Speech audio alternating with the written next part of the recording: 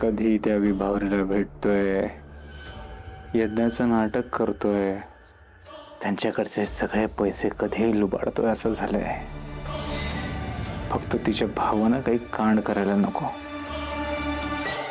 मग हा यज्ञ राहिला बाजूला, त्याची चिता जळीन मी.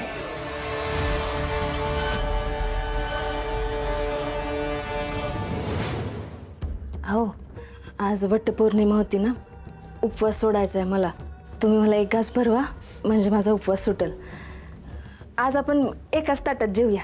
मी सांगितलं तो उपास धरायला. नाही, तुम्ही नव्हतं सांगितलं, पण म्हणून मला माझं कर्तव्य करायला नको का?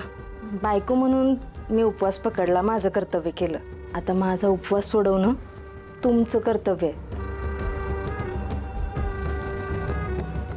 कर्तव्य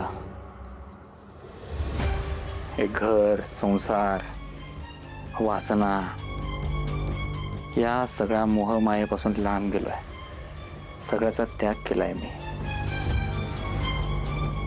तुम्ही त्याग केला असेल, मी नाही ना केला. मी अजून पण तुमची बायकोच आहे आणि कायम बायको राहणार आहे तुमची. आणि संसाराची सगळी कर्तव्य मी पार पाडणार आहे. म्हणून तर मी तुमच्या दीर्घायुष्यासाठी वडाकडं प्रार्थना केली, उपवास केला मी तुमच्यासाठी. दीर्घायुष्य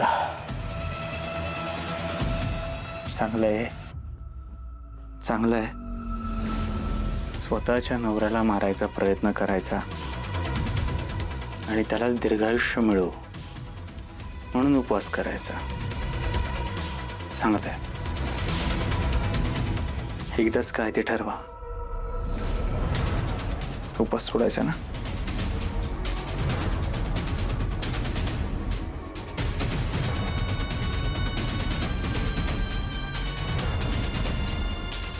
खरं तर मी पण उपवास पकडला असता, तुमच्या दीर्घायुष्यासाठी नाही.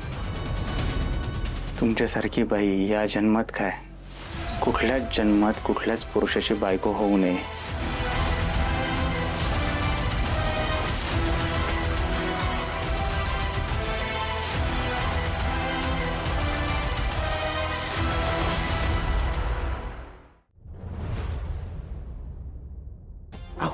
धरा, जेवण घ्या. ते काय आज खोलीत जेवण? घ्या, जेवण घ्या. दोन ताट आता उद्याचं मी खायला घालता का आज? अहो तसं नाही, आज वटसावित्रीचा उपवास, त्यामुळे सोबतीनं जेवायचं असतं आणि मी आज तुमच्या हातानं उपवास सोडणार आहे. असं काय करताय? आज वटसावित्रीचं व्रत नाही का? मग तुमच्या हातानं पहिला घास खाणार आणि उपवास सोडणार. आज सोबतीने जेवायचं असते. घ्या बरं मला पहिला घास.